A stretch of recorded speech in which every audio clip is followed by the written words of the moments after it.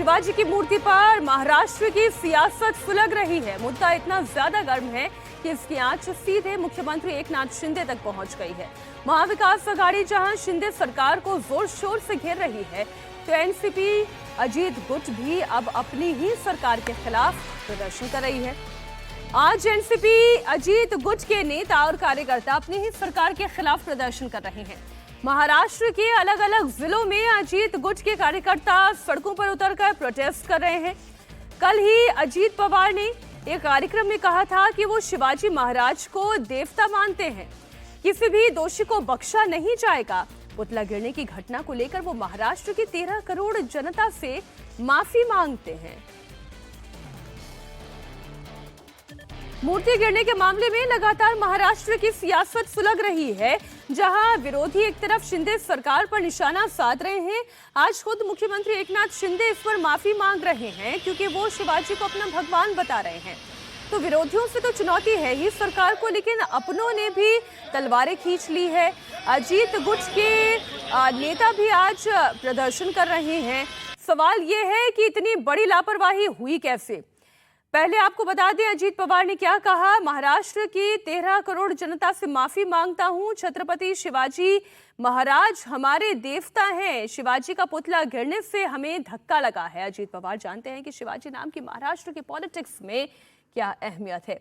अजीत पवार ने सिंधुदुर्ग में शिवाजी के पुतले के गिरने के मामले में महाराष्ट्र की जनता से माफी मांगी।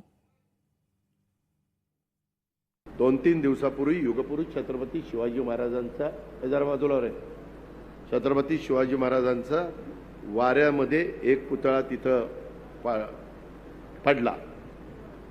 त्याच्या संदर्भामध्ये जे कोणी दोषी असतील त्यांच्या चौकशा केल्या जातील। आता महाराष्ट्रातल्या 13 कोटी जनतेची माफी मागतो की युगपुरुष छत्रपती शिवाजी महाराज हे आपल्या सगळ्यांचं दैवत आहे आणि त्या दैवताचा पुतळा त्या पद्धतीने असा वर्षाच्या आत त्या पद्धतीने ते नादुरुस्त होणं किंवा पडणं हे सगळ्यांना धक्का देणारी बाब आहे।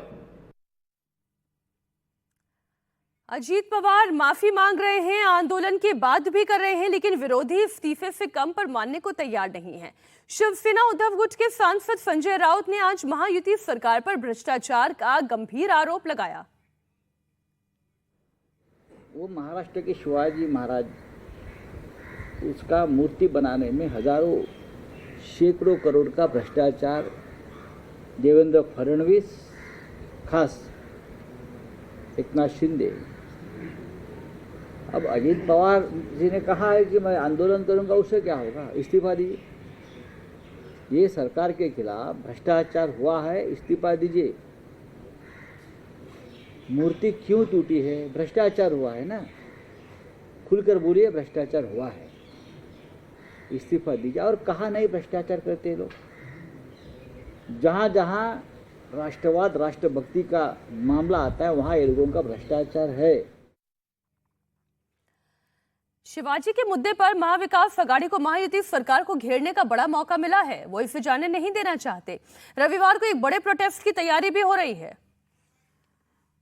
आने वाले रविवार को हम मुंबई में तीनों पार्टियों के प्रमुख नेता, शीर्ष नेता और हम सारे जो हमारे साथी अन्य पक्ष है उनको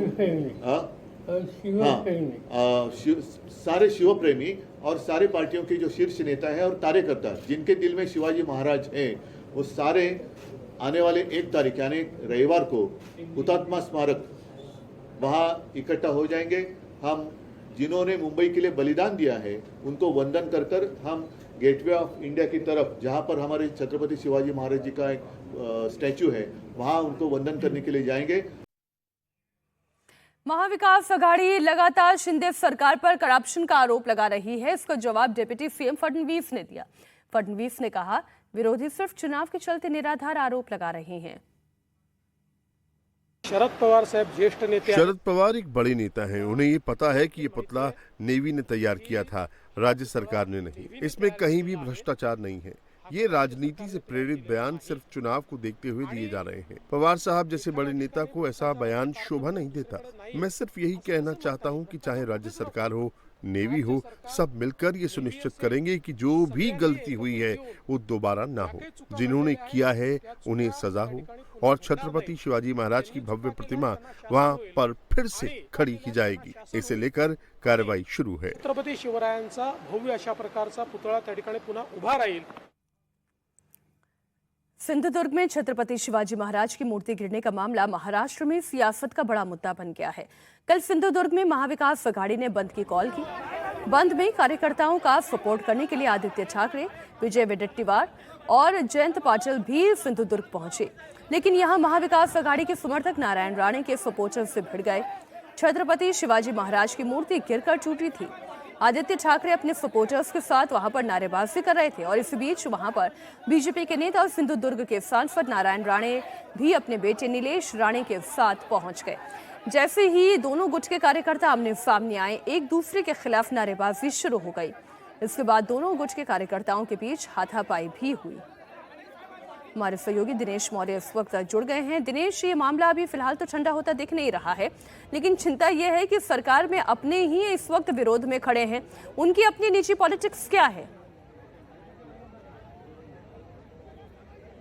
देखिए, अजीत पवार जानते हैं कि जिस तरह का गुस्सा जनता में और जिस तरह से पूरा महाराष्ट्र छत्रपति शिवाजी महाराज की पूजा करता है, ऐसे में भ्रष्टाचार की वजह से अगर महाराष्ट्र के इस सबसे बड़े जो व्यक्ति है उनकी प्रतिमा अगर खंडित होती है तो उसके लिए जो भी जिम्मेदार है न सिर्फ उस पर कार्रवाई की जाए बल्कि जो संबंधित मंत्री है उस पर भी कार्रवाई की जाए, इस तरह की मांग उठ रही है। और जब ये पूरा मामला सामने आया उसके बाद जिम्मेदारी लेने के बजाय शिंदे सेना हो या फिर बीजेपी के नेता वो लगातार दलील दे रहे हैं कि इस पुतले का निर्माण जो है वो नेवी ने कराया था। तो ये जो ब्लेम गेम हुआ कि सरकार अपने आप पर ये जिम्मेदारी नहीं ले रही है, नेवी पर ये पूरा मामला जो है पूरा आरोप मढ़ने का कोशिश कर रही है, उसके लेकर जनता में और भी ज्यादा गुस्सा था। और यही वजह कि पहला कदम जो है वो अजीत पवार ने बढ़ाया है। उन्होंने माफी मांगी है और इस माफी के साथ ही इस पूरे मामले में वो दिखाने का प्रयास कर रहे हैं कि उनका इस मामले से कोई लेना देना नहीं है। जो भी लोगों में गुस्सा है उसे वो समझते हैं और इसीलिए आज वो पूरे महाराष्ट्र में विरोध प्रदर्शन कर रहे हैं,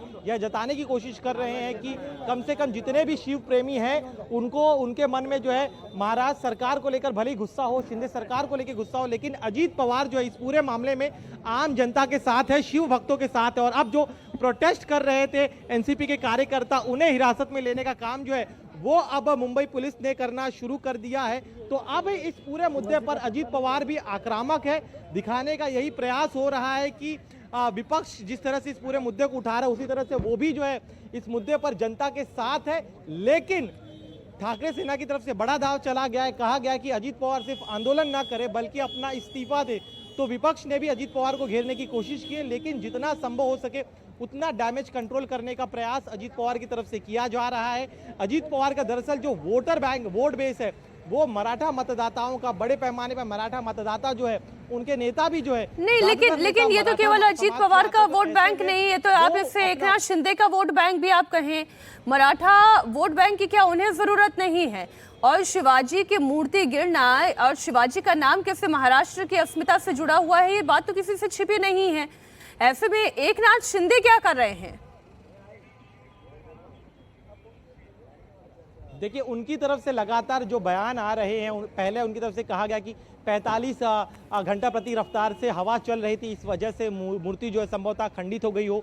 समुद्र के पास मूर्ति थी, हवा का दबाव नहीं झेल पाया हो, इसलिए मूर्ति खंडित हो गई है। एकनाथ शिंदे के जो नेता है उनका कहना है कि शायद कोई और बड़ा काम होना था, शायद इसीलिए ये दुर्घटना हुई है। तो जिस तरह से बेलगाम बयान जो है शिंदे सेना की तरफ से लगातार दिए गए, उसकी वजह से नाराजगी और बड़ी है। अभी जो है डैमेज कंट्रोल करने का प्रयास जरूर सरकार की तरफ से किया गया। देर रात एक बैठक हुई, इस बैठक में एक जॉइंट कमेटी बनाई गई है, जो जॉइंट कमेटी इस पूरे मामले की जांच करेगी।